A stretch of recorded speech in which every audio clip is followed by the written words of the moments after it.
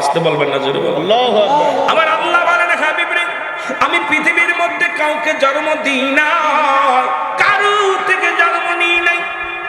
আসমান জমিনের মধ্যে আমার সমতুল্য, আমার সমকক্ষ আর কেউ নাই। একমাত্র পূজা করবা কার? জোরে বলেন কার? আজকে যদি বলতে যায় মুসলমান বেশি, কিন্তু পূজা করে মুসলমান বেশি। হিন্দুদের তো নাম করা কিছু পূজা করে, কিছু দেবতার পূজা করে, এর চাইতে বেশি পূজা করি আমরা। বাংলাদেশের মধ্যে হাজার হাজার মূর্তি, হাজার হাজার মুসলমান। এই কথাগুলো বললে হয়তো আমাকে আপনারা বলবেন দেশ বিদ্রোহী, আমাকে বলবেন আপনি একটা শিবিরের ভোলা, তবে কথাগুলো সত্য কথা বলতে হবে রে মুসলমান।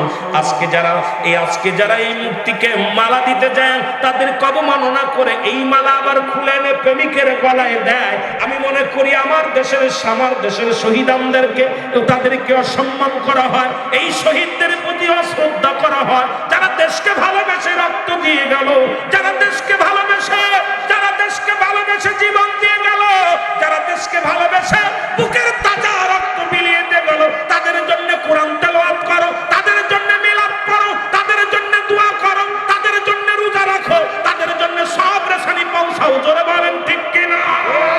নারে তাকবীর, নারে রিসালাত, নারে গাউসিয়া, ঈদে মিলাদুন নবী, শাহে মদিনা, মাসলাকে আলা হযরত। দেশের কথা বলতে যায় একটা কথা বলে যায়,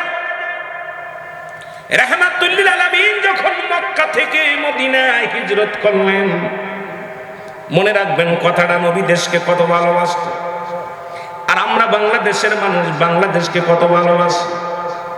রাসূল পাক সাল্লাল্লাহু আলাইহি ওয়াসাল্লাম মক্কা ভূমি থেকে যখন মদিনার দিকে রওনা হয়ে গেলেন, নবীজিকে কষ্ট দিয়েছে মক্কার মানুষ, নবীজিকে লাঞ্ছনা দিছে, গঞ্জনা দিছে।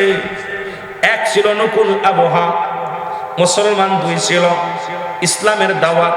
এরকম একাধিক কারণে রাহমাতুল লিল আলামিন যখন মক্কা থেকে মদিনায় চলে গেলেন, তখন মদিনার একজন ব্যক্তি, এক সাহাবী, এক সাহাবী বললেন, মদিনা, ওরে মক্কার ছেলেরা দুষ্ট। জোরে জোরে চিল্লা বলা যাবে না, আল্লাহু আকবার। আল্লাহু আকবার। নবীর সামনে বললেন মক্কার ছেলেরা দুষ্ট। কারা দুষ্ট? কথা বুঝে নিয়েন কিন্তু, মক্কার ছেলেরা দুষ্ট। রাসূল আকরাম সাল্লাল্লাহু আলাইহি ওয়াসাল্লামের বলার সঙ্গে সঙ্গে নবীর অন্তরের ভিতরে লাগলো, নবীজির হৃদয়ের ভিতরে লাগছে। ওই সাহাবী যখন রাসূলুল্লাহর সামনে বারবার আসতে গেলেন, নবীজির সামনে যখন আসে, নবীর মুখটা ঘুরিয়ে ফেলে, ডান দিক থেকে আইলে বাম দিকে ঘুরিয়ে ফেলে, বাম দিক থেকে গেলে ডান দিকে ঘুরিয়ে ফেলে।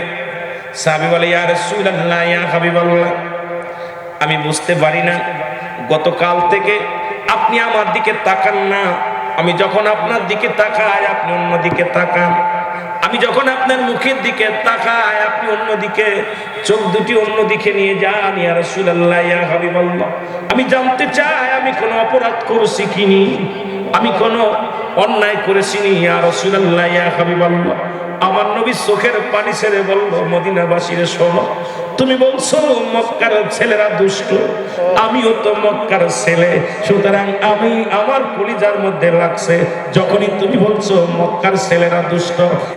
এবার মুসলমান শুনে নাও, দেশকে ভালোবেসেছিল আমার নবী কেমন? মুসলমান গভীর মনোযোগ।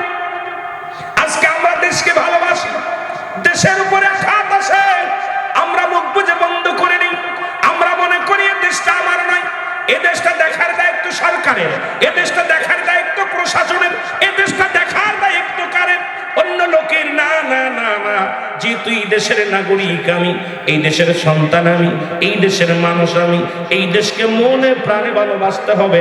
দেশকে ভালোবেসে দেশকে মহব্বত করে চলাই হলো ইমানি দায়িত্ব। জোরে জোরে চিল্লায় বলেন ঠিক কিনা? ঠিক। রাসূল থেকে শিখাইতেছি, আমি অন্যদিকে যাইতেছি না, আমার নবীর আদর্শটা।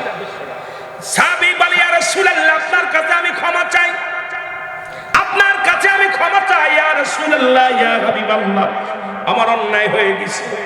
নবীজি বললেন, যেহেতু তুমি মক্কার ছেলেদের দুষ্ট বলেছো, আমিও তো মক্কার ছেলে, আমিও তো মক্কার ছেলে, আমার তো জন্মগ্রহণ করেছি মক্কার নগরে। সুতরাং তুমি যেহেতু দুষ্ট বলেছো, আমাকেও দুষ্ট বলা হয়ে গেছে। সুতরাং আমার দেশকে যদি কোনো ব্যক্তি ছোট করে, কোনো ব্যক্তি যখন আঘাত করে, এই আঘাতটা যদি অন্তরের ভিতরে না লাগে, যেটা লেগেছিল শেরে বাংলার কলিজার মধ্যে লেগেছিল, এটা কেন আমাদের লাগে না? আমাদের কলিজার ভিতরে লাগা লাগবে। জোরে বলেন ঠিক কিনা?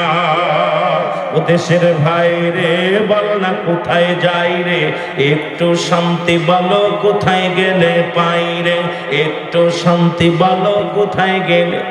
একটু মহব্বতে বলেন, ও দেশের ভাই রে, বল না কোথায় যাই রে, একটু শান্তি বলো। গলা খেয়ে ফেলে কি রে, একটু শান্তি বলো কোথায় গেলে। চারিদিকে দেখি শুধু নাই কিছু নাই রে, চারিদিকে দেখি শুধু নাই কিছু নাই রে, ও দেশের ভাই রে, বল না কোথায় যাই রে, একটু শান্তি বলো কোথায় গেলে পাই রে, একটু শান্তি বলো কোথায় গেলে। পাম্পে তেল নাই, মরিচি ঝাল নাই, নববাড়ি নবব নাই, যুবকের কাম নাই, ঠিক কিনা? চারিদিকে দেখি শুধু নাই কিছু নাই রে, চারিদিকে দেখি শুধু নাই কিছু নাই রে, ও দেশের ভাই রে, বল না কোথায় যাই রে, একটু শান্তি বলো কোথায় গেলে পাই রে। মসজিদে গেলে পারে শান্তি খুঁজে পাই রে, মাহফিলে গেলে পারে শান্তি খুঁজে পাই রে, পিতা মাতার খেদমত করলে শান্তি খুঁজে পাই রে, মা বাবার খেদমত করলে শান্তি খুঁজে পাই রে। জোরে বলেন ঠিক কিনা? পাচ্ছি আমার ভাইরা, আমার বন্ধুরা, আমার শুইনা লাগো। গতকালকে দেখলাম শহীদদের মর্যাদার চাইতে মর্যাদাই বেশি হয়। আজকে যদিও এটা ইসলামের রীতির মধ্যে পড়ে না, যদিও বলি হয়তো সকালবেলা হাতের মধ্যে হ্যান্ডকাপ পরাবে। হিন্দুরা তো কয়টা পূজা করে, বেশি পূজা মুসলমানই করে। কত বেশি পূজা মুসলমানই বেশি করে। কেউ করে দুর্গা পূজা, কেউ করে মুসলমান ওদিকেও যাব না, আবার ভেজাল বাঁধবে। কেউ করে মাজার পূজা, কেউ করে মুসলমান কায়েক। ওরা তো কয়েকটা দেবদেবীর পূজা করে, মুসলমান বেশি পূজা করে। ও মুসলমান কেন পূজা করো? আমার আল্লাহ বলেন, আল্লাহু আল্লাহু আহাদ আল্লাহুস সামাদ লাম ইয়ালিদ ওয়া লাম ইউলাদ ওয়া লাম ইয়াকুল লাহু কুফুয়ান আহাদ। আল্লাহ ডাকতে বলে,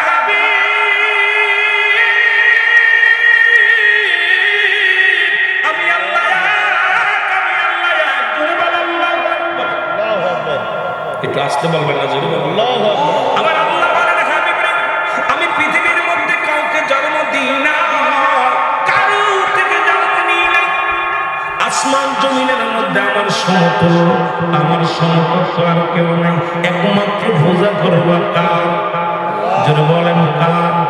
আজকে যদি বলতে যায় মুসলমান বেশি, কিন্তু পূজা করে মুসলমান বেশি। হিন্দুদের তো নাম করা কিছু পূজা করে, কিছু দেবতার পূজা করে, এর চাইতে বেশি পূজা করি আমরা। বাংলাদেশের মধ্যে হাজার হাজার মূর্তি, হাজার হাজার মুসলমান। এই কথাগুলো বললে হয়তো আমাকে আপনারা বলবেন দেশ বিদ্রোহী, আমাকে বলবেন আপনি একটা শিবিরের ভোলা। তবে কথাগুলো সত্য কথা বলতে হবে মুসলমান।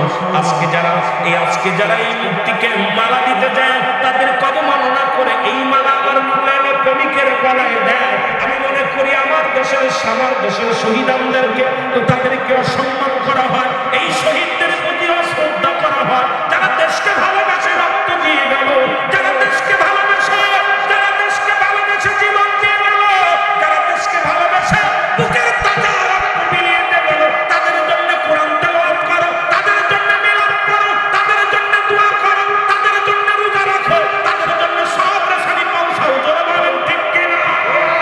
নারে তাকবীর, নারে রিসালাত, নারে গাউসিয়া, ঈদে মিলাদুন নবী, শামশে মদিনা, মসনদে আলা হযরত। কষ্ট পাচ্ছেন? দরকার ছিল তাদের জন্য সকালবেলা উঠে কোরআন তেলাওয়াত, যারা আমাদের জন্য জীবন দিয়ে গেল দেশের জন্য। দরকার ছিল তাদের জন্য নফল রোজা রাখা, দরকার ছিল তাদের জন্য দোয়া দুরূদ পড়া। তাদের জন্য কালিমা খতম করা। আজকে যেমন এইখানে দেখতেছি, আহারে 10টা থেকে কোরআন খতম করা হয়েছে।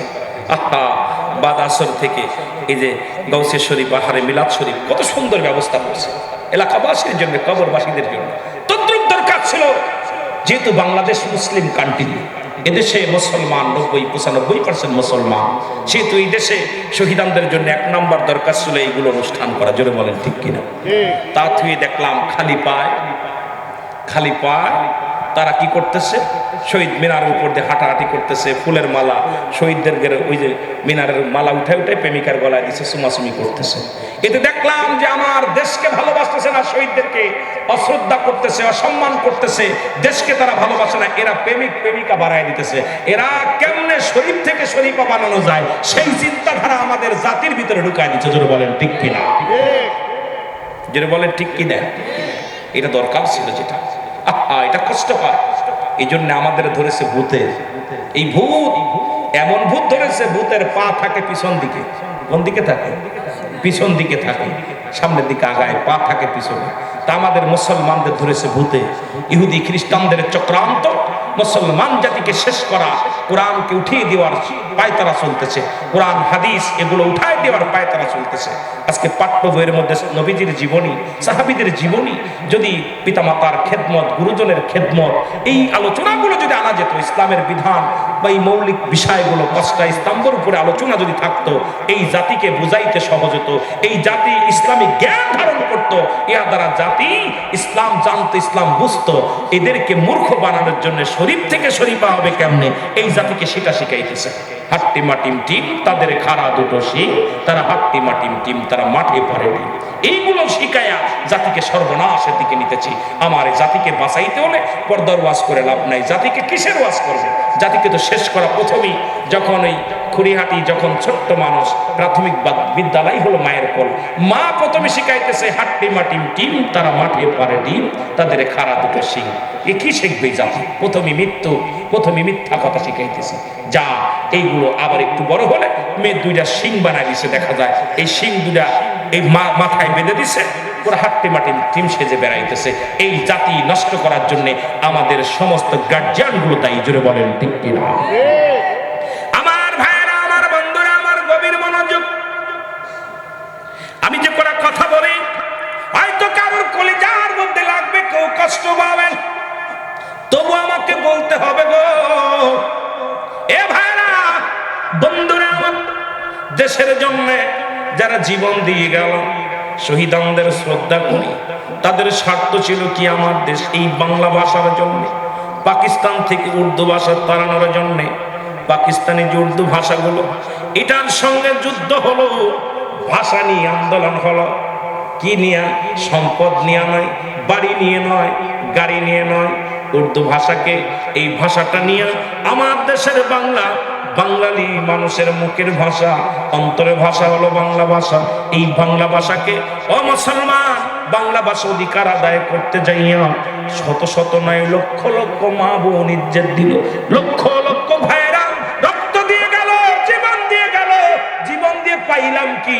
পাইলাম ওই পশ্চিম দেশের ভিনদেশীদের সব ডিজিটাল যেগুলো পোশাক। জীবন দিয়ে হলো কি? এখন ইংরেজি পোশাক। কথা কই না? যে ভাষার জন্য আন্দোলন করলাম, এখন বাংলা পোশাক সব শেষ। এখন আর শাড়ি ব্লাউজ এগুলো লাগে না, পেটিকোট লাগে না, এখন ওই সোস লাগে।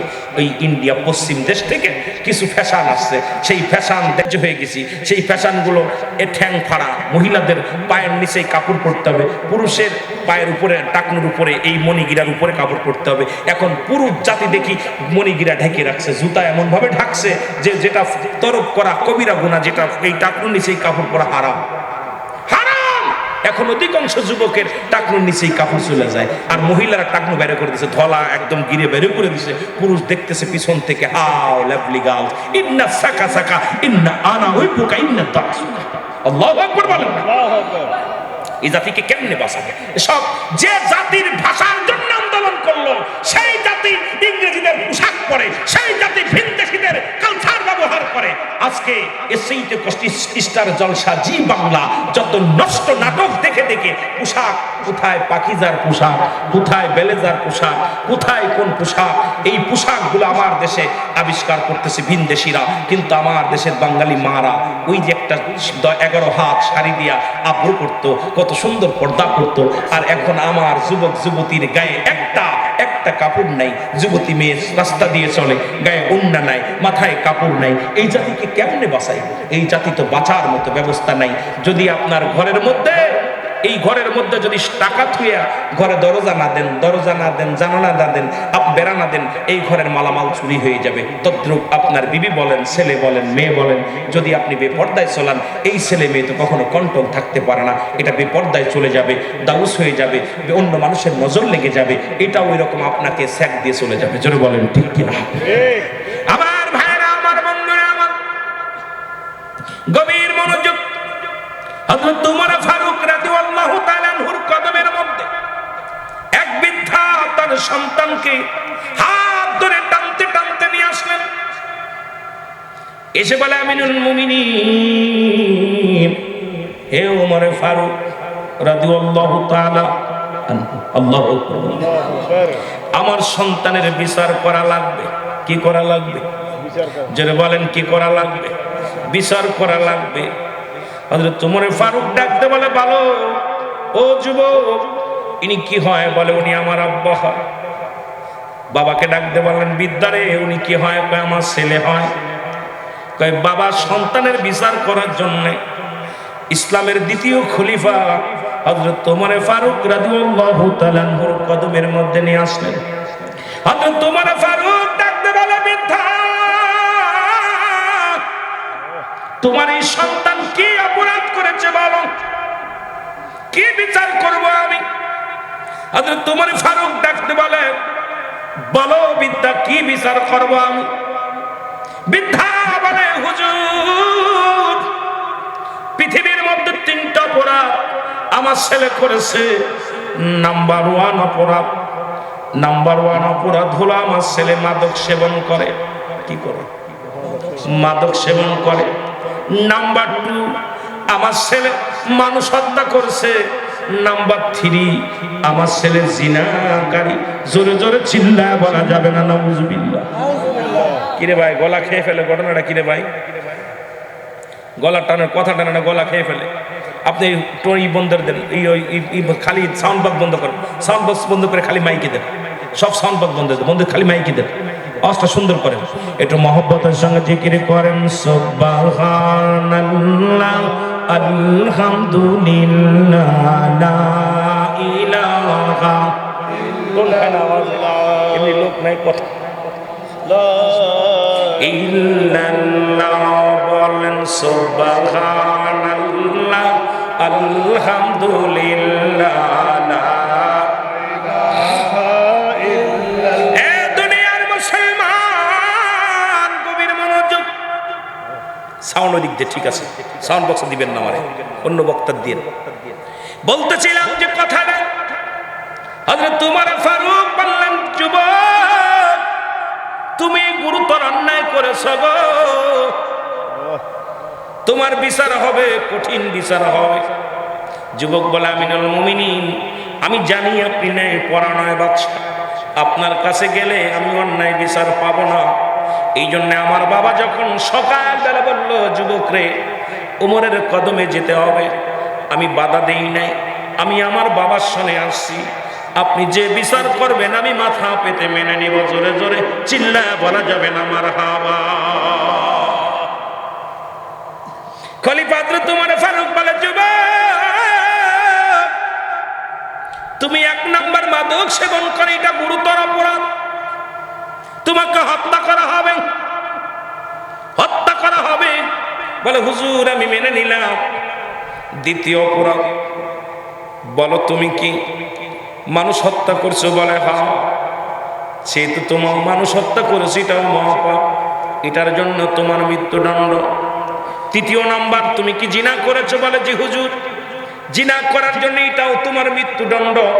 আজকে যুবক যুবতীরা শুনে নাও, বাবারা শুনে নাও, শরীয়তের বিধান অনুযায়ী যাদের সঙ্গে দেখা দেওয়া জায়েজ তাদের সঙ্গে বিয়ে করা হারাম, যাদের সঙ্গে দেখা দেওয়া হারাম তাদের সঙ্গে বিয়ে করা জায়েজ, তাদের সঙ্গে বিয়ে করা জায়েজ। আজকে দেশটা খেয়ে ফেললো খালাতো ভাই মামাতো ভাই, মামাতো বোন খালাতো বোন চাচাতো বোন, সমাজটারে নষ্ট করে ফেললো।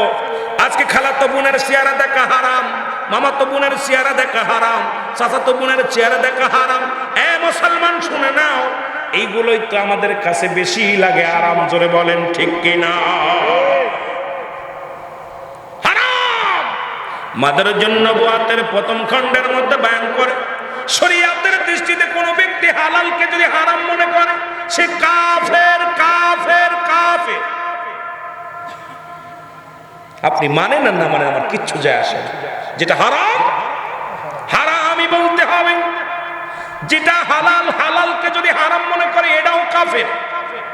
হারামকে হালাল বলার কোনো বৈধতা নাই, হালালকে হারাম বলার কোনো বৈধতা নাই। হযরতে আমিনুল মুমিনিন কথা বলা পর যুবক বলে, আমিনুল মুমিনিন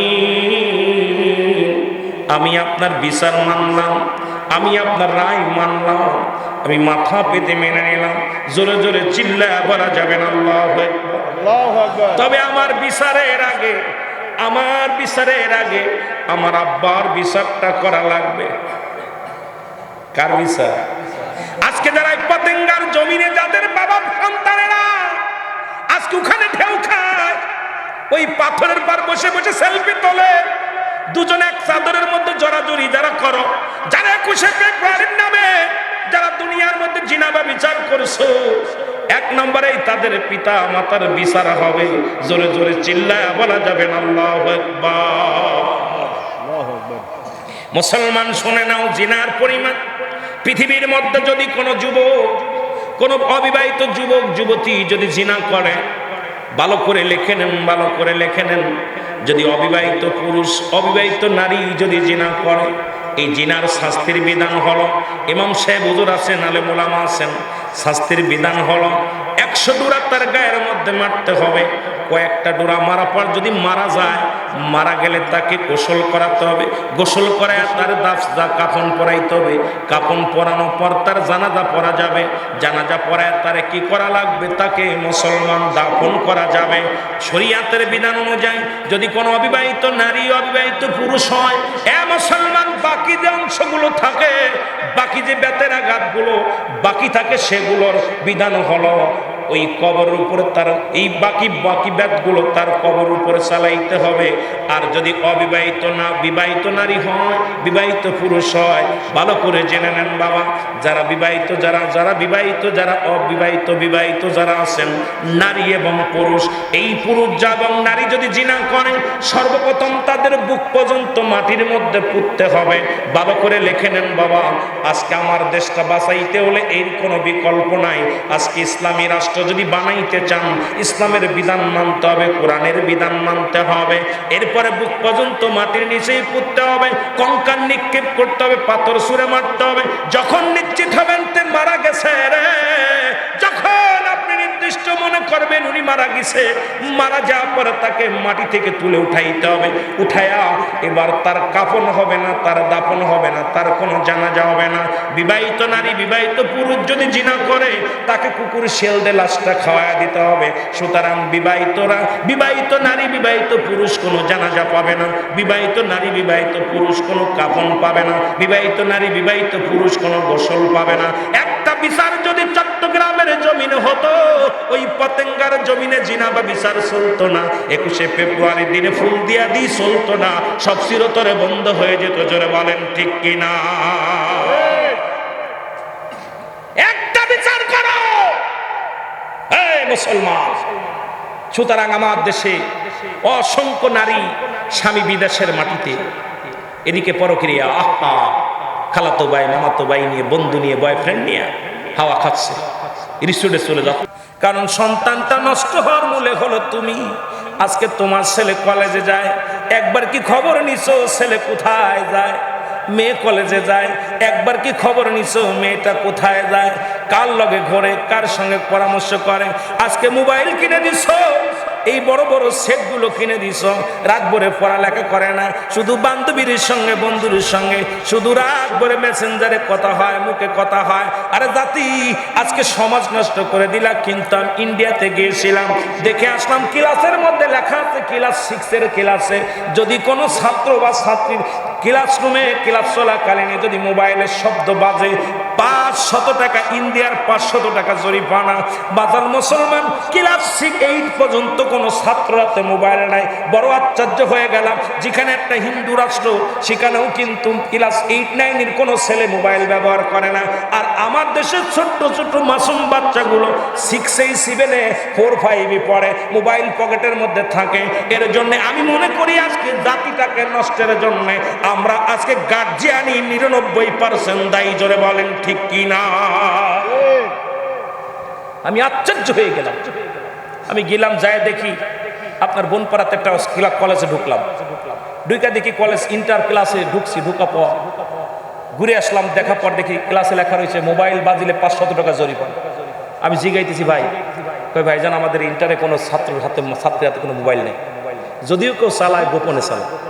আমি গোপনে মানে কয় স্যাররা দেখলে এটা নিয়ে যাবে, ক্লোজ করে নিয়ে যাবে, নিয়ে যাবে স্যাররা দেখলে নিয়ে যাবে। আর আমার দেশের ছেলেরা ছাত্র যদি একটা বাড়ি মারে, গার্জিয়ান যে স্যারের কয় তোর বহিষ্কার করতে হবে, একদম ম্যানেজিং কমিটির ডাইকা শিক্ষকের আগে কি করে, শিক্ষকের আগে আপনার তারে কি করে বহিষ্কারের চিন্তা, তাকে বাদ দেওয়ার চিন্তা করে। আহারে সমাজ, আহারে জাতি। অথচ ওই বিদ্যাসাগর না কি, ওই যে শিক্ষকের মর্যাদা একটা বই পড়েছিলাম ছোটবেলা, শিক্ষকের মর্যাদা।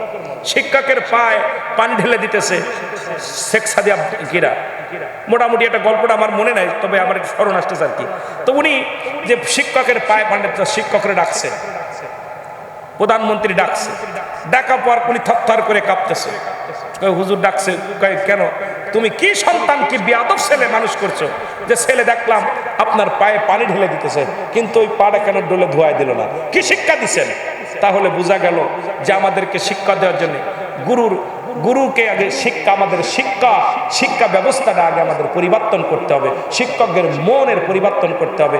ওই আমাদের ওইটার মতো মুস্তাক আহমেদের মতো ছাত্রীর প্রেমে যদি 16 বছরের ছাত্রীর প্রেমে পড়ে যায়, রূপ জৈবন দেখলে বুড়াকালে জৈবন ধাক্কা দোটে, এদের মতো মানুষকে জবাই করা উচিত। জোরে বলেন ঠিক কিনা? এরা ওদের মেয়ের বয়সী, শুনলাম ওনারা আর এক মেয়ের বয়সে এক মেয়ের আগে বিয়ে করছে, এই পক্ষে এক মেয়ে আছে, ছেলে আছে, আবার আর এক নাতনির বয়সে এক মেয়ের বিয়ে করছে ঠিক আছে, কিন্তু আমার জাতি, আমার সমাজটাকে নোংরার পথে ঢেলে দিচ্ছ, কারণ এর জন্য তো তুমি দায়ী, কারণ বাংলাদেশের একটা অভিশাপ তুমি। জোরে বলেন ঠিক কিনা? জোরে বলেন ঠিক কিনা? এই জন্য দায়ী আমার বাবারা। যে কথা বলতেছিলাম, বিদ্যা বলে আমিনুল মুমিনিন এত বড় অপরাধ করার পর আপনি আমাকে বুঝার সুযোগ দিয়েছেন, আমি আপনার কাছে ক্ষমা চাই, আপনি আমাকে তওবা করায় দেন, আল্লাহ যেন আমারে মাফ করে দেয়, আর আমার সন্তান আমাকে আর একবার কালেমা পড়ায় সুযোগ দেন, আর একবার তওবা পড়ায় দেন। আমিনুল মুমিনিন হযরত ওমর ফারুক সঙ্গে সঙ্গে তওবা করায় দিলেন, বিদ্যা এবং তার সন্তান তওবা করে নিলেন। এইটা দ্বারা প্রমাণ হয়ে যায় আমার জাতি নষ্টের মূল হলো আমরা গার্জিয়ান। আজকে গার্জিয়ানগুলো সচেতন না থাকার কারণে আমার জাতি, আমার সমাজ আজকে নষ্টের মূল। জোরে জোরে চিল্লায় বলেন ঠিক কিনা? মুসলমান শেরে বাংলাকে ফজলুল হকের একটা কথা মনে পড়ে গেল, ভালো করে শোনেন, এইবার আপনাদের ওয়াজ একটু করে যায়। শেরে বাংলাকে ফজলুল হক, উনি ওনার জামানায়, তৎকালীন জামানার বড় উকিল, বাংলাদেশে সে ব্রিটিশ আমলের শেরে বাংলা ছিলেন, প্রখ্যাত উকিল। তার মতো এত বড় উকিল ছিল না, ব্রিটিশ দিয়া, বাংলাদেশ দিয়া, ইংরেজ দিয়া সবচেয়ে বড় উকিল ছিলেন শেরে বাংলা একে ফজলুল হক। জোরে জোরে চিল্লায় বলো আল্লাহু আকবার, আর একটু জোরে জোরে চিল্লায় বলো আল্লাহু আকবার। তৎকালীন জামানে একজন যুবক, এ মুসলমান, বাংলাদেশে নয়, ইন্ডিয়ান এক কবি, পাকিস্তানি এক কবি, তখন যৌথ দেশ পাকিস্তান, ইন্ডিয়া, বাংলাদেশ, তিনটা দেশ যৌথভাবে একটা দেশ ব্রিটিশ। ব্রিটিশের কবি লিখলেন আমার নবীকে নিয়ে অরুচিসম্মত কিছু কথা লিখলেন। এ গাউসিয়া কমিটির ভাইরা, এ মুসলমান শুনে নাও, ভালো করে শেরে বাংলার লোকেরা শুনে নাও। উনি লিখলেন, এর মধ্যে লিখে দিলেন আমার নবীজি নীল নকশা নামে একটা বই লিখলেন। বইটার নাম কি? নীল নকশা। রাসূলের নামে কুরুত্ব করে নীল নকশা নামে একটা বই লিখলেন। এই বইটা যখন যুবকের হাতে পড়লেন, পড়ার সঙ্গে সঙ্গে ভিতরে কামড় দিয়ে উঠছে, আশেকে রাসূলের অন্তরের ভিতরে কামড় দিয়েছে। সঙ্গে সঙ্গে মার কাছে যেয়ে বলছে, মা তুমি আমার গর্ভধারিণী মা, আগে বলো আমার নবী কি কোনো নীল নকশা সাজাইছে? আমার নবী কি ইসলামের দাওয়াত দেয়, কালেমার দাওয়াত দেয়?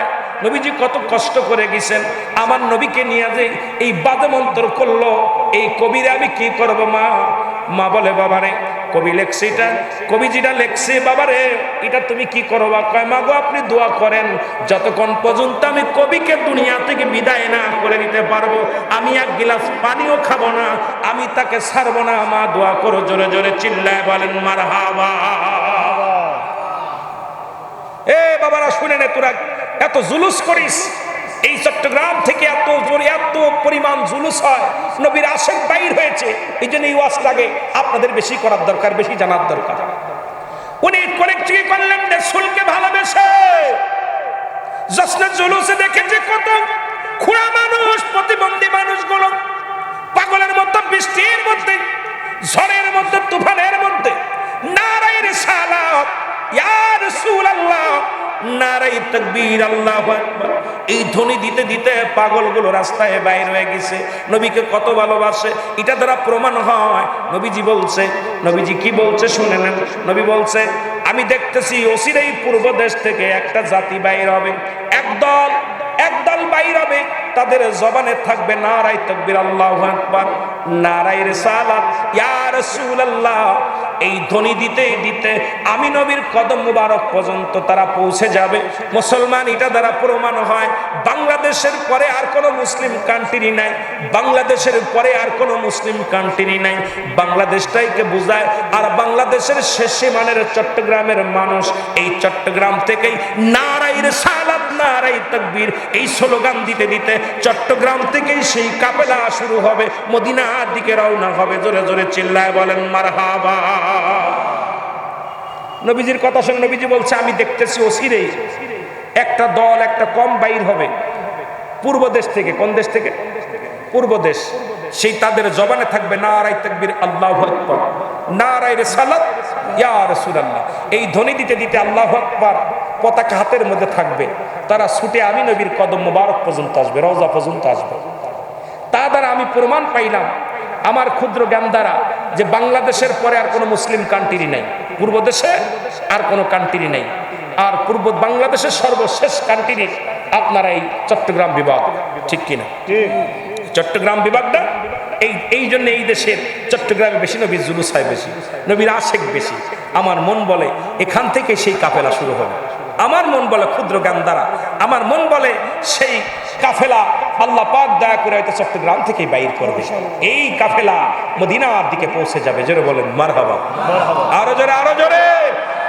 এটা নবীজির কথা, আমার কথা না, নবীজি বলে গেছেন।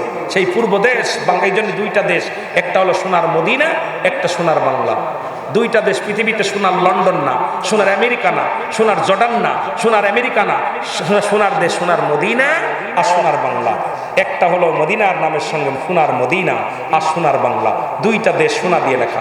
অল পৃথিবীতে দুইটা দেশ, একটা হলো সোনার মদিনা, একটা সোনার বাংলা। এক দেশে আছে দয়াল নবী, রহমতের নবী, রহমাতাল লিল আলামিন। আর একটা দেশে অসংখ্য ওলি আসছে। বাংলাদেশে যত ওলি আল্লাহ আছে এত ওলি আল্লাহ অন্য দেশে যাই নাই। জোরে বলেন না মারহাবা। আরো জোরে বলেন মারহাবা। এই জন্য যারা শুয়ে আছে তারা জিন্দা, যাদের কথা আল্লাহ বলে সূরা ইউনূসের মধ্যে 11 নম্বর পারা 62 নম্বর আয়াত, আল্লাহ নিজেই তো বলে আলা সাবধান ইন্না নিচ্চালা ইন্না হুদাল্লাহি, আল্লাহর তরফ থেকে যারা ওলি হয় লা নাই খাফুন শব্দের অর্থ ভয়, ওয়ালা যদি অবস্থান করে হুমদের উপরে হাজানুন, তাদের কোনো চিন্তা ভাবনা কিচ্ছু নাই। মেরকাত শরীফের মেরকাতের 10ম খণ্ড 722 নম্বর পৃষ্ঠা, তাফসীরুল বায়ান 5ম খণ্ড 524 নম্বর পৃষ্ঠা। রাসূল বলে আলা সাবধান ইন্না নিচ্চালা ইন্না হুদাল্লাহি, আল্লাহর তরফ থেকে যারা ওলি হয় না তারা মৃত্যুবরণ করে নাই। এই চট্টগ্রামের জমিনে আল্লাহর ওলিরা শুয়ে আছে, তাদের মৃত্যু হয় নাই, তারা জিন্দা। জোরে বলেন ঠিক কিনা? আর একটু জোরে বলেন মারহাবা। কষ্ট হচ্ছে আপনাদের? এই তো আর 10:30 বাজে গেছে, আমার টাইম 10টা পর্যন্ত শেষ হয়ে গেছে। আপনার উনি আসলেই ছেড়ে দেবে ইনশাল্লাহ। তাই একটু মহব্বতের সঙ্গে দুরূদ শরীফ পড়েন। আল্লাহুম্মা শান্তি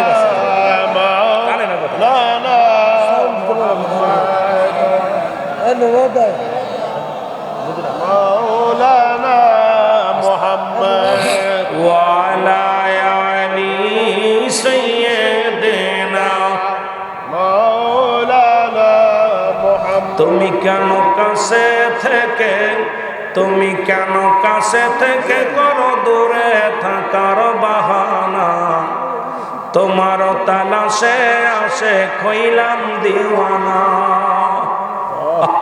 তোমার তালাশে আসে হইলাম দিওয়ানা জোরে বলো মারহাবা মারহাবা এ মুসলমান কবির মনোযোগ এ ভাইরা বন্ধুরা আমার শোনো যুবক পাঞ্জাবি গায়ের মধ্যে দিয়া তোর বাড়িটা পাঞ্জাবির নিচেই নিয়ে চলে গেলেন ব্রিটিশের কবির কাছে চলে গেলেন ব্রিটিশের কবির কাছে যা বললেন কবি সাহেব বাড়ি আসেননি কবি ভিতর থেকে বাইরে হয়ে আসলেন বলে কে ডাকুক আমি বাংলাদেশ থেকে এসেছি এই বইটা কি আপনি লিখছেন বলে হ্যাঁ আরে কবি এই বইটা কেন লেখলাম বলে আমি কবি মানুষ লেখা আমার পেশা যেমন আমাদের হিরো আলম বই লিখছে জাতিরে কি শিখাবে ঠিক কিনা ঠিক কালকে দেখলাম হিরো আলম বই মেলায় গেছে আমি বই প্রকাশ করেছি আরে পাগলের দলেরা যে দেশে হিরো আলমের মতো কবি পাওয়া যায় সে দেশের যুবকরা সিনেমা আর নাটক ছাড়া কি বুঝবে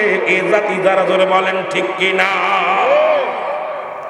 মূর্খরা জ্ঞানীদেরকে চালাবে তার জ্বলন্ত একটা প্রমাণ হিরো আলম যে নিজের নামটা লিখতে পারে না সে বই প্রকাশ করছে ও কি লাগবে কি জ্ঞান আছে কথা বলেন না কেন ঠিক রাগ করতেছেন না। আমি তারা ছোট করার জন্য বলতেছি না আমি জাতিকে বাঁচানোর জন্য বলতেছি ঠিক এই শিক্ষিত জাতিকে অ্যারিস্টটল সক্রেটিস বই লেখা পর বলছে নো দাইসেল যার কিতাব যার বই না পড়লে দার্শনিক হওয়া যায় না গবেষক হওয়া যায় না যার বই না পড়লে উনি লেখা পড়বেন নো দাইসেল নিজেকে নিজে চিনতে হবে এত বড় শিক্ষিত যারা জর্ডান থেকে আমেরিকা থেকে লন্ডন থেকে ডিগ্রি নিয়ে আসছেন যারা বিদেশ থেকে পিএইচডি করে এসে বই লেখা পর বলছে নো দাইসেল নিজেকে নিজে চিনতে হবে মানারাফান নফস নিজের নফসকে চিনতে হবে কলবু সালিম আত্মাকে প্রসিদ্ধ করতে হবে আর হিরো আলমের মতো একটা টুকাই যদি বই লিখে বলে এই জাতিকে শিক্ষিত বানাবো আমার দেশের জনগণ এখনো চোখ বন্ধ করে থাকে এদেরকে বিতাড়িত করার দরকার জোরে বলেন ঠিক কিনা ও কি লাগবে ও লেখাবে দেখলাম কিছুদিন আগে প্রাইমারিতে প্রশিক্ষণ দিচ্ছে সই সই সই সই টিক টিক টিক টিক আমি তো কি শিখাই দেখছেন না আপনি প্রাইমারি শিক্ষকদের শিখাচ্ছে মই মই মই ব্যাং ম্যাং ম্যাং করতেছে আমি কে কি শিখাই দিই আরে এ কি শিখায় এই ছেলেদেরকে শিক্ষা দেবে ছেলেদেরকে নামাজ পড়া শেখাও কিভাবে রুকু করতে হবে কিভাবে সিজদা করতে হবে কিভাবে গুরুদেরকে সম্মান করতে হবে সালাম দিতে হবে এগুলো প্রশিক্ষণ দাও প্রশিক্ষণ দিয়ে cycle tick tick tick tick আহা এ কি এই হিরো আলমের মতো কবির শিক্ষা হিরো আলমের মতো কবি যে দেশে আছে এ দেশের মুস্তাকের মতো কবি যে দেশে আছে সে দেশের জাতি শেষ করার জন্য ইরাই যথেষ্ট যেটা বলেন ঠিক কিনা বাগান একটা বড় ফুলের বাগান নষ্ট হওয়ার জন্য একটা বুতুম ফেতায় যথেষ্ট এই বুতুম ফেঁচায় ধরছে এই শিক্ষা আমাদের শিক্ষা মন্ত্রীরও বুতুম ফেঁচায় ধরছে আর শিক্ষা মন্ত্রী যারা আছে প্রতিমন্ত্রী মন্ত্রী আমাদের জাতিদের আমাদের নেতাদের এই বুতুম ফেঁচায় এমন ভাবে ধরছে শিক্ষাটারে শেষ করার জন্য উঠে পড়ে লাগছে জোরে বলেন ঠিক কিনা ঠিক আমার মনে হচ্ছে আপনি আপনাদের বিরোধিতা করতেছেন কথা বলতেছেন না কেন আওয়াজ নেই কেন আপনি মনে করছেন বেঁচে যাচ্ছেন না আমার এই কর্ম জাতি এই জাতিগুলো বাঁচাতে হবে আমরা তো যা হয়ে গেছি আমাদের যে যারা ডায়াসে বসে সব বয়স শেষ এখন আমাদের তো কিছু ডালপালা আছে একটা ডাল কাটলে তার গোড় দিয়ে অনেকগুলো পালা ছাড়ে ঠিক কিনা ডাল যখন কেটে ফেলেন ওর গোড় দিয়ে অনেকগুলো শাখা প্রশাখা বাইর হয় তদ্রূপ আপনি যখন দুনিয়ার মধ্যে পুরুষ কুলে জন্ম নিয়েছেন মেয়ে কুলে জন্ম আপনার থেকে ছেলে মেয়ে জন্ম নেবে এই আপনি মারা যাবেন কিন্তু আপনার প্রজন্ম তো রেখে যাচ্ছেন এরা কি শিখবে এদেরকে শেখানোর জন্য ভিত্তি স্থাপনটা ভালো করার দরকার গাছের শিকড় কেটে দিয়ে যদি পানি ঢালেন গাছ বাঁচবে না এই জন্য শিক্ষা জাতির মেরুদণ্ড যদি হয় সেই শিক্ষা সুশিক্ষায় করার দরকার জোরে বলেন ঠিক কিনা আরো জোরে বলেন ঠিক কিনা কষ্টে পড়ে কথাগুলো বলতেছে আমি আগেই বলেছি যে ওয়াজ আজকে কিছু কথা বলবো গল্পকর্ম বোঝাবো সেই গল্পগুলো আমি আপনাদেরকে জানায় যায় কেন আমার সারা বাংলাদেশ ঘোরা পর যেটুকু জ্ঞান আমার অর্জন করেছি এই জ্ঞান দ্বারা আগামী প্রজন্মগুলো বাঁচবে কেমনে আমাদের একদম হাতের ভিতরে জাহান্নাম একদম হাতের ভিতরে জাহান্নাম আমার ভাইরা আমার বন্ধুরা আমার গভীর মনোযোগ কবি বলে আমি লিখেছি আমার মন চাইছে লিখেছি বলে লেখছি তাই আমার নবীরে তুই নীল নকশা ভণ্ড নবী লেখলি, নীল নকশা লেখলি, তোর কত বড় সাহস? কয় তোমার বই লাগবে? কয় লাগবে, তোমার লাগার জন্যই তো আইছি। উনি ভিতর থেকে ছুরিখানা বাইর করেন, কবির বুকের মধ্যে মেরে দিছে। সঙ্গে সঙ্গে কবি দুনিয়ার মধ্যে লুটায় পড়ে মারা গেলেন। ব্রিটিশের পুলিশ এসে হ্যান্ডকাপ করে দেয়, হাতের মধ্যে হ্যান্ডকাপ লাগাইয়া ব্রিটিশের আদালতে নিয়ে গেলেন। শেরে বাংলা একটা ফজলুল হক শুনতে পাইলেন বাংলার একজন যুবক জেলখানায় ভর্তি আছে। বাংলার একজন যুবক রাসূলের প্রেমে একজন যুবককে হত্যা করেছে, একজন কবিকে হত্যা করেছে। গভীর রাত্রে চলে গেলেন, যা বলে বালক রে, ও যুবক তুমি কি ওই কবিকে হত্যা করেছো? বলে জি হুজুর, হত্যা করেছি। কারণ আমার নবীর বিরোধিতা করেছে দুশমনে রাসূল। আমি দুশমনে রাসূলকে আমি দুনিয়ার মধ্যে জিন্দা রাখি নাই, কারণ যে নবী না আইলে আসমান জমিন কিচ্ছু বানাইতো না। আরে যে নবীর উপরে আমার আল্লাহ দুরূদ পড়ে, যে নবীর তাজিম করে, সম্মান করে ফেরেশতা করে, যে নবী কুল কায়নাতের নবী, যিনি নবীদেরও নবী, সেই নবীর বিরোধিতা করে কথা বলে আমি সহ্য করতে পারি না। এই জন্য কবির আমি দুনিয়া থেকে বিদায় করে দিছি। শেরে বাংলা একে ফজলুল হক ডাকতে বলে, বাবা তুমি বেরোছ ঠিক আছে বাবা, তোমার মতো সাহসী যুবকের প্রয়োজন। তুমি আদালতে দাঁড়ায় বলবা আমি হত্যা করি নাই, যে কোনো উপায় তোমার বাঁচাই দিব, যে কোনো একটা উপায় তোমার আমি বাঁচাই দিব। ডাকতে বলে শেরে বাংলা একে ফজলুল হক শোনেন, আপনি ভুলে গেছেন আমি একজন মুসলমান, আমার মা একজন মুসলমান, আমার বাবা একজন মুসলমান। আমি দুনিয়ার মধ্যে আগমন করার পর আমার মা আমাকে সৎ চরিত্র শিক্ষা দিয়েছে। আমার বাবা মা বলেছে বাবা মিথ্যা বলবি না, আমার বাবা মা বলছে অন্যায়ের কাছে মাথা নত করবি না, কোনদিন অন্যায় কাজ করবি না। সুতরাং আমার আব্বা মা একজন মুসলমান, একজন মুমিন, আমি আমার মুসলমান বাবা মায়ের সন্তান। আমি জীবনকে বাঁচানোর জন্য আমার মুখ দিয়ে মিথ্যা বলা সম্ভব নয়। জোরে জোরে চিল্লায় বলা যাবে না মারহাবা।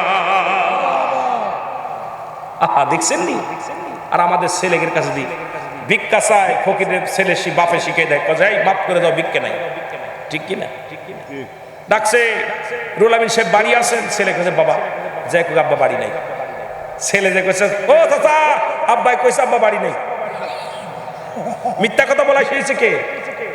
কথা কয় না কেন? বাবা মা শিখাইতেছে মিথ্যা। আর যুবক বলতেছে আমি এমন একজন মায়ের সন্তান, এমন একজন বাবার সন্তান, আমার বাপ মা মুসলমান, সুতরাং আমার জবান দিয়ে জীবন রক্ষার জন্য আমি মিথ্যা বলতে পারবো না। এই জীবনের মায়া আমি করি না, আমি সত্য বলবো। যদি ফাঁসি হয়ে যায় দুঃখ নাই, মৃত্যু হয়ে যায় দুঃখ নাই, জেল হয়ে যায় দুঃখ নাই, তবু আমার জবান দিয়া মিথ্যা বলা সম্ভব নয়। জোরে বলো মারহাবা। আর একটু জোরে বলা যাবে না মারহাবা? আরে যুবক কথা বোঝেন, আজকে আমাদের ছেলে মেয়েদের শিখাইতেছি, কি শিখাইতেছি? মিথ্যাগুলো শিখাইতেছি। আমার ভাইরা, আমার বন্ধুরা, শেরে বাংলা অনেক ফেলে বুঝাইলেন, কোন বুঝ মানলেন না। আদালতে উঠানো হলো। আদালতে যখন উঠানো হলো, উকিল সাহেব বলে আমার মক্কেল অন্যায় করে নাই, আমার মক্কেল কোন মানুষ হত্যা করে নাই, অপরাধ করে নাই। মাননীয় বিচারপতি শোনেন। এদিক শেরে বাংলা একে ফজলুল হক বারবার বলতেছে আমার মক্কেল নির্দোষ, ওনার মাথা ঠিক ছিল না, বলে ফেলছে আমি খুন করেছি। ডাক দে বলে বাবা এ বালক, তুমি যুবক, তুমি বালক খুন করছো নি? বলে হুজুর আমি নিজ হাতে খুন করেছি। আপনার সামনে যে অস্ত্রখানা ছুরিখানা আছে, ওই ছুরি দিয়েই আমি জীবনের তরে চির বিদায় করে দিছি। আমি আমার নবীর দুশ্মনের রাসূলকে আমি দুনিয়া থেকে বিদায় করে দিছি। জোরে জোরে চিল্লায়া বলা যাবে না আল্লাহু আকবার। শেরে বাংলা একে ফজলুল হক বললেন বাবা তুমি ভুল করলে, তোমাকে আমি রক্ষা করতে পারলাম না, তুমি এত বড় ভুল করলে বাবা, তোমার মতো যুবকের প্রয়োজন ছিল, তুমি নিজ হাতে নিজের জীবনটা নষ্ট করে দিলা। শেরে বাংলা একে ফজলুল হক বলে বাবা তোমার আমি বাঁচাইতে পারলাম না, রক্ষা করতে পারলাম না। ব্রিটিশের আদালতে রায় হলো আগামী শুক্রবারে ফাঁসির রায় হবে, ফাঁসির রায় হবে। রায় হয়ে গেল। এখন যুবকের কাছে ডাকতে বলে উকিল বলে বাবা তুই জেল পুলিশ বলে ডাকতে বলে যুবক তোমার আগামী দিন ফাঁসি হবে, তোমার কি কোনো চাহিদা আছে, কিছু চাও কিনা, খাইতে চাও কিনা, কাউকে দেখতে চাও কিনা? যুবক বলে জীবনে আমার ফাঁসি হবে, আমি জানি আমি এই দুনিয়া থেকে মানুষ হত্যা করেছি, তবে মরণের আগে আমার জনম দুঃখিনী মা, যে মায়ের গর্ভে আমি 10 মাস 10 দিন ছিলাম, ওই মায়ের কাছে একটা রাত আমি কাটাইতে চাই। ওই মায়ের বুকে মাথা দিয়া, মায়ের কোলে মাথা দিয়া আমি একটা রাত ঘুমাইতে চাই। ব্রিটিশের জেল পুলিশে নিয়ে চলে আসলেন, সন্তানকে নিয়ে চলে আসলেন বাংলার জমিনে। মায়ের কাছে মা জরুরি দেখছে, সন্তানকে দেখে ডাকতে বলে বাবা তোমার কোন পুলিশ পাহারায়? বলে মা গো আগামী শুক্রবারে আমার ফাঁসি হবে গো মা। মা গো দুশ্মনের রাসূলকে আমি হত্যা করেছি, জীবনের তরে তরে বিদায় করে দিছি মা। মা আগামী দিন আমার ফাঁসি হবে, জীবনে তুমি সৎ পথে চলার সাহস জুগিয়েছ, সত্য কথা বলার জন্য তুমি তাগিদ দিয়েছিলা, সৎ পথে চলার জন্য হুকুম দিয়েছি। মাগো তোমার কলিজার টুকরা সন্তান হত্যা করেছে কবিকে গম্মা, এর দায়ে ফাঁসি হয়ে যাবে। আমি তোমার কাছে এসেছি আজকে রাতটা তোমার পুরোতের উপর মাথা রেখে একটু ঘুমাইতে চাই। মা জননী মাথার ভিতরে হাত বুলায় দেয়, চোখ যখন বন্ধ হয়ে আসে মদিনার নবী ডাকতে বলে যুবক তুই তোর মায়ের বুকে মাথা রেখে ঘুমাস না, আমি নবী তোরে ঘুম পাড়াইব। আমাকে ভালোবেসে আমার মায়ায় আমার মমতায় আমার জন্য দিন ইসলামের জন্য আমি নবীর প্রেমের মালা গলায় পরিয়ে রে যুবক দুশ্মনের রাসূল হত্যা করেছি, আমি নবী খুশি হয়ে গেছি। আয় আয় তোর মায়ের বুকে আর মায়ের কাছে ঘুম পাড়তে হবে না, আমি নবী তোরে ঘুম পাড়াইয়া দিব। আয় জোরে জোরে চিল্লায় বলা যাবে না মারহাবা। এরে প্রেম যদি করবি রে মন বলেন, প্রেম যদি শিখবি রে মন, ওরে সব ছেড়ে চল মদিনায়, তোরা সব ছেড়ে চল মদিনায়। আমার দয়াল নবী যেই দেশে ঘুমায়, আমার মায়ার নবী আরো জোরে বলেন, আমার দয়াল নবী যেই দেশে এ তোরা দেখলে ছবি পাগল হবি, দেখলে এর কাঁদবি বসে নিরালায়। আমার দয়াল নবী যেই দেশে ঘুমায়, আমার মায়ার নবী। একটু মহব্বতে বলা যাবে না, তোরা প্রেম যদি করবি রে মন বলেন, প্রেম যদি রে মন সব ছেড়ে চল মদিনায়, তোরা সব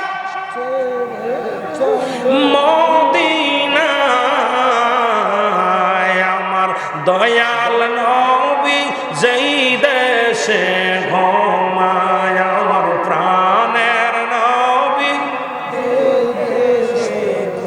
ও তোরা দেখলে ছবি পাগল হবি, তোরা দেখলে ছবি পাগল হবি, কাঁদবি বসে নিরালায়, তোরা কাঁদবি বসে নিরালায়। আমার দয়াল নবী যেই দেশে ঘুমায়, আমার মায়ার নবী। একটু সাউন্ড বাড়াও না ভাই, কি মাইকে কি অবস্থা?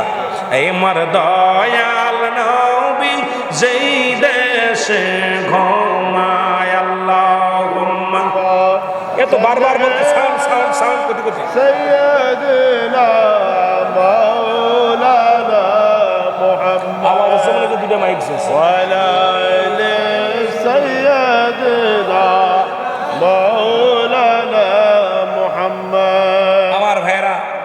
বাংলার যুবকের ঘরে নবীজি হাজির হয়ে গেছে। আমার চট্টগ্রামের ভাইয়েরা যখন নবীর জুলুস করেন আপনাদের পাশেও আমার নবী আসে, জোরে বলেন ঠিক কিনা? আমার নবী দেখে কি দেখে না? জোরে বলেন দেখে কি দেখে না? নবীজির আমার নবীর দূর থেকে যদি কোনো ব্যক্তি নবীকে স্মরণ করে এটা ফেরেশতার মাধ্যমে নবীর কাছে সংবাদ শোনায় দেয়, জোরে বলেন ঠিক কিনা?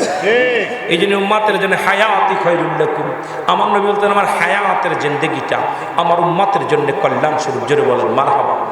আর একটু জোরে বলেন মারহাবা। ওফাতি খায়রুল লাকুম, আমার ওফাতটাও মামায়াতি খায়রুল লাকুম, আমার ওফাতটাও আমার উম্মতের জন্য কল্যাণ স্বরূপ, জোরে বলেন না মারহাবা। আর একটু জোরে বলেন না মারহাবা। নবীজি বলতেছেন দুনিয়ার মধ্যে আমি আগমন করেছি আমার উম্মতের জন্য কল্যাণ স্বরূপ। শরিয়াত, তরিকত, হাকিকত, মারেফাত সব দিকে যেদিকে তাকাবেন সেদিকে আমার নবী, কোন দিকে তাকাইবেন সেদিকে আমার নবী। নামাজ, রোজা, হজ, যাকাত, কুরবানি সব দিকে আমার নবী। কবরে আমার নবী, হাসরে আমার নবী, মিজানে আমার নবী। আমার নবী বলতেছেন ওফাতি খায়রুল লাকুম, আমার ওফাতটাও আমার উম্মতের জন্য কল্যাণ স্বরূপ, জোরে বলেন মারহাবা। আর একটু জোরে বলেন যাবে না? আরে এমন নবী আমার সাল্লাকা ইল্লা রাহমাতাল লিল আলামিন, আল্লাহ হলে রব্বুল আলামিন, নবী হলে রাহমাতাল লিল আলামিন। এই নবীর উম্মত হয়ে আপনারা খুশি না বেজার? জোরে বলেন এই নবীর উম্মত হতে পেরে খুশি না বেজার?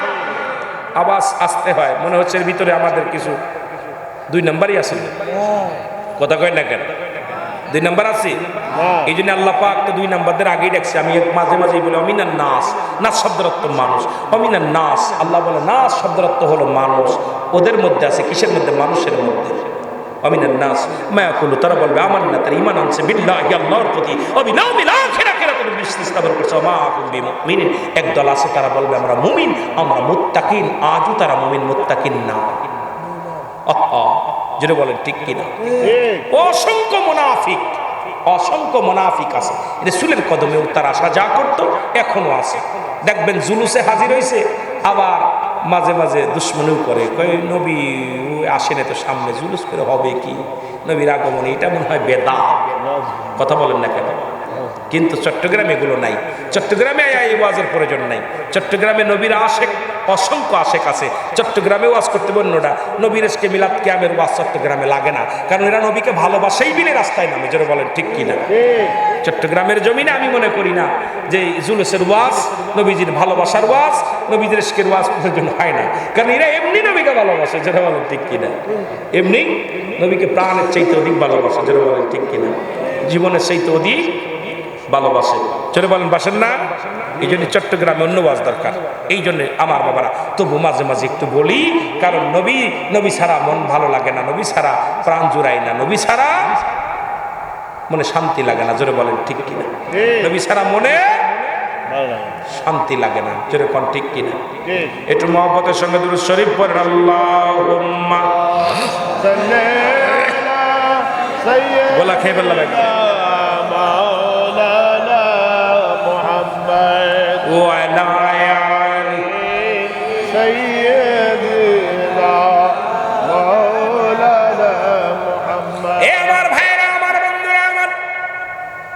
এই জন্য আমি আপনাদেরকে বলে যাই, মদিনার নবীকে ভালোবেসে জীবন দিয়ে নবীজি ডাক দিতে পারে যুবক রে যুবকায়, আমরাও নবীর জন্য জীবন দিতে চাই, জোরে বলেন ঠিক কিনা? আরো জোরে বলেন ঠিক কিনা? আমার বাবারা, আমার বন্ধুরা, আমি মা বোনদের জন্য দুইটা ওয়াজ করে আমি শেষ করে দিয়ে যাব, বেশি সময় আপনাদের নিব না। 3টা আমল করলে মেয়েরা নাচতে নাচতে জান্নাতে যাবে, জোরে বলেন মারহাবা। মারহাবা। 3টা আমল যদি করে, যেহেতু সামনে মায়ে রমজান মাস, রমজান মাসের আগে হয়তো আপনাদের মধ্যে আশা পড়বে না। 3টা আমল করলে মেয়েরা স্বামীর আগে জান্নাতে যাবে। কয়টা আমল করলে? জোরে বলেন কয়টা আমল করলে? 3টা আমল করলে এত জোরে সুবহানাল্লাহ কইবেন যেন তাবুটা নড়ে যায়। 1 নাম্বার আমল হলো 5 ওয়াক্ত ফরজ নামাজ এবং ফরজ রোজা, জোরে বলেন মারহাবা। জোরে চিল্লায় বলেন আলহামদুলিল্লাহ। আরো জোরে বলেন সুবহানাল্লাহ। সুবহানাল্লাহ। আওয়াজ নাই। 5 ওয়াক্ত ফরজ নামাজ, ফরজ রোজা। তবে এখন মেয়েরা বলতে পারে হুজুর আমাদের তো সবসময় ফরজ নামাজ ফরজ রোজা আমরা করতে পারবো না। আমার মা বোনেরা শোনো, মা বোনেরা শোনো, যদি কোনো মা ঋতুবর্তী হয়ে যায়, হায়েজ আসে, তখন সঙ্গে সঙ্গে ফরজ নামাজ ফরজ রোজা পরিত্যাগ করবে, ভেঙে ফেলবে।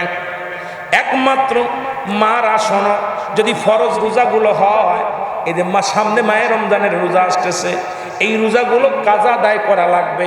যদি রমজান মাসে কোনো মায়ের ঋতু আসে, ভালো করে মাসালাগুলো জানার দরকার, বোঝার দরকার। মার আসন সঙ্গে সঙ্গে রোজা ছেড়ে দিবা। আবার যখন তোমরা পবিত্রতা হবা, গোসল করবা, গোসল করে ভালো করে কাপড় চোপড় ধোয়া পর তোমরা বাকি রোজাগুলো আদায় করবা। পরবর্তী সময়ে তোমরা কাজা রোজাগুলো আদায় করে নিবা, কিন্তু কাজা কোনো নামাজ আদায় করা লাগবে না। জোরে জোরে বলো আল্লাহু আকবার। আল্লাহু আকবার। আমার মাদের জন্য ভালো করে বলে যায়, অনেক মা আবার অনেক চিন্তা করে একটা বাংলে 70টা রোজা রাখা লাগবে, 30টা রোজা রাখা লাগবে। না মা, না, একটা রোজা যখন আপনি ভাঙবেন একটা রোজায় রাখবেন, 2টা বাংলে 2টা রাখবেন, 3টা বাংলে 3টা রাখবেন। আমার মারা শোনো, একমাত্র কাজা ফরজ রোজাগুলো আদায় করতে হবে, কাজা কোনো নামাজ আদায় করা লাগবে না। তবে পুরুষের জন্য কোনো কাজা নাই।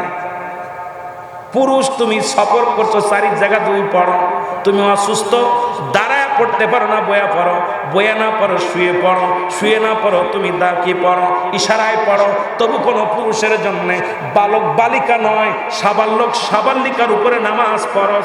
এ মুসলমান শুনে নাও, এই নামাজ ছাড়া কোনো গতি নাই। একমাত্র কাফের এবং মুসলমানদের মধ্যে পার্থক্য হলো নামাজ। কাফেররা নামাজ ছাড়ে, মুসলমান নামাজ ধরে। যে ব্যক্তি নামাজ ছেড়ে দিল তাদের অন্তর্ভুক্ত হয়ে গেল। জোরে বলেন ঠিক কিনা? এ ভাইরা আমার, বন্ধুরা শুনে নাও, ভালো করে শুনে নাও। সুতরাং আমার মাদের বলে যায়, মা, ও মা শোনো, দিলের কান্ডা লাগায় শোনো, তোমরা 1 নম্বরে নামাজটা তোমরা আদায় করে নিবা, রোজাটাও তোমরা আদায় করে নিবা।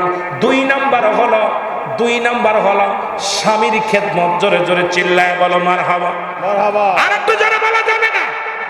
2 নম্বর হলো স্বামীর খেদমত। 2 নম্বর কি? স্বামীর খেদমত।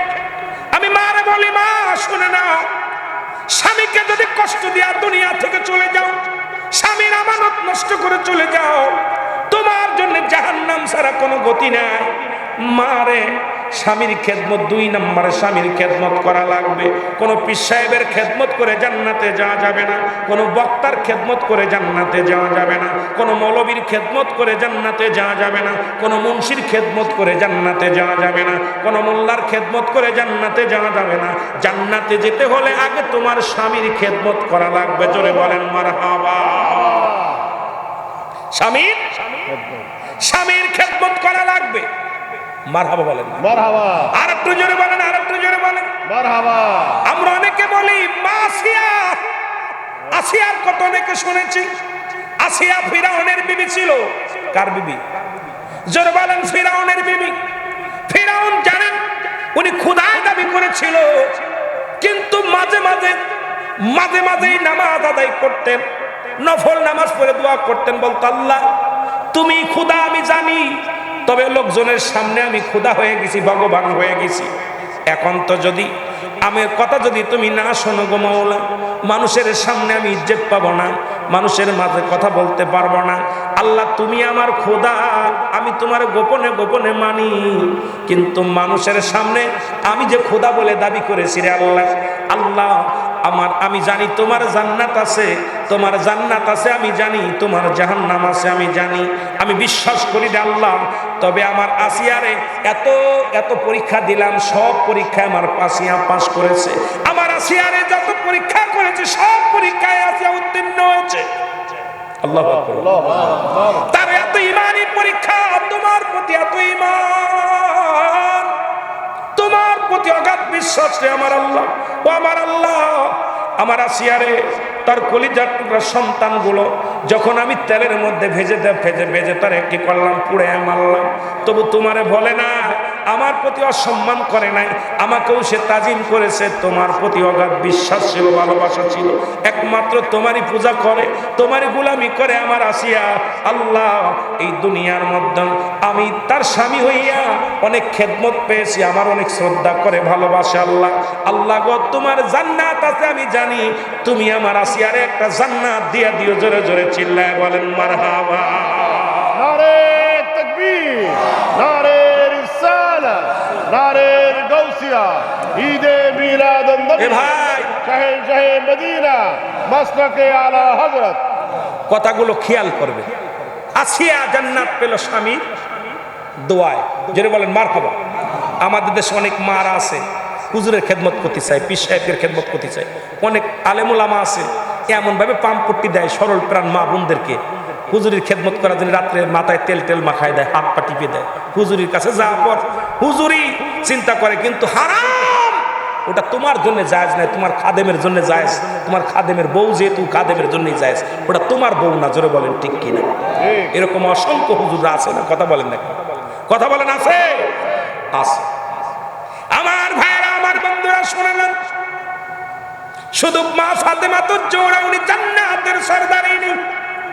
কিসের সরদারি? খাতুনে জান্নাত মা ফাতেমা তো জোড়া, উনিও জান্নাতের সরদারিনী। কিন্তু একদিন রাত্রে, গভীর রাত্রে, খাতুনে জান্নাতের স্বামী শেরে খোদা হযরত আলী উনি কি করলেন? উঠলেন, বাড়ি আসলেন, যুদ্ধের ময়দান থেকে আসলেন। আশা পরে ডাকতে বলেন, ফাতেমারে আমাকে একটু পানি দাও। বাইজুল বুস্তামির মতো একই ঘটনা ঘটে গিয়েছিল, শুনে নেন। এ মুসলমান শুনে নাও। পানি নিয়ে এসে দেখে, ভিতর বাড়ি গেলেন, পানি পাইলেন না। দূর থেকে পানি এনে দেখে স্বামী ঘুমায় গেছে। ফাতেমা সারা রাত কনকনে শীতের রাত্রে স্বামীর পাশে পানির গিলাস নিয়ে দাঁড়ায় আছে। কখন স্বামীর ঘুম ভাঙবে? আবার স্বামী যদি পানি চাই দিতে দেরি হয় তাহলে তো বেয়াদবি হয়ে যাবে, স্বামী কষ্ট পাবে। আবার স্বামীকে যদি ঘুম থেকে ডাক দিই, ঘুম ভেঙে গেলে বেয়াদবি হবে, স্বামীর ঘুম পড়বে না। সারা রাত দাঁড়ায় থাকলেন পানির পেয়ালা নিয়ে। সকালবেলা ফজর আযান হলো, সালাতু খায়রুম মিনান নাওম, ঘুম থেকে নামাজ উত্তম। নামাজের জন্য যখন আযান হয়ে গেল, শেরে খোদা হযরত আলী লাফ দিয়ে উঠলেন। ঘুম থেকে উঠে দেখে ফাতেমা পানি লয়া শিউরে দাঁড়ায় আছে। আদ্যে দেখে সমস্ত দেহখানা তার বরফের মতো হয়ে গেছে, ঠান্ডা হয়ে গেছে। তোরা গেছে নামাজে, নামাজে যায় দোয়া করে, আল্লাহ আমি আমার ফাতেমারে কষ্ট দিছি। আমার ফাতেমা সারা রাত জাগ্রত ছিল, আমার ফাতেমা আমার খেদমতে নিয়োজিত ছিল, পানি লইয়া দাঁড়ায় ছিল। আল্লাহ, আল্লাহ তোমার জান্নাত আছে, তুমি তো একবারে জান্নাতেরই, আমার ফাতেমারও তো জান্নাত দিবা আল্লাহ। কারণ নবীর কন্যা হিসেবে জান্নাত। ফাতেমা হাসান হুসাইনের মা, শেরে খোদা হযরত আলীর স্বামী স্ত্রী। আল্লাহ দুনিয়ার ভিতরে 10 জন সাহাবী জান্নাতের সার্টিফিকেট আমার নবী দিয়েছেন, তার মধ্যে ৪র্থ নাম্বার জান্নাতি ওলামা আমি। নবী বলছে, আবু বকর ফিল জান্নাতি, উমর ফিল জান্নাতি, উসমান ফিল জান্নাতি, আলী ফিল জান্নাতি। এই দুনিয়ার মধ্যে এরকম 10 জন সাহাবীকে নবীজি জান্নাতি বলে গেছেন, ঘোষণা করে দিয়ে গেছে। আল্লাহ তুমি তো আমার নবীজি জান্নাতি বলে ঘোষণা করেছে, আমি আলীকে, আল্লাহ আমার ফাতেমার জন্য আমি দোয়া করি, আমার ফাতেমারে তুমি জান্নাতের সরদারিনী বানায়া দিও। সুবহানাল্লাহ, সুবহানাল্লাহ কইতেন নি রে? সুবহানাল্লাহ, আর একটু জোরে কইতেন নি? সুবহানাল্লাহ। আহা, নবীজি দোয়া কইরা ফাতেমার জন্য দোয়া কইরা আলী চলে গেছে নবীজির কাছে।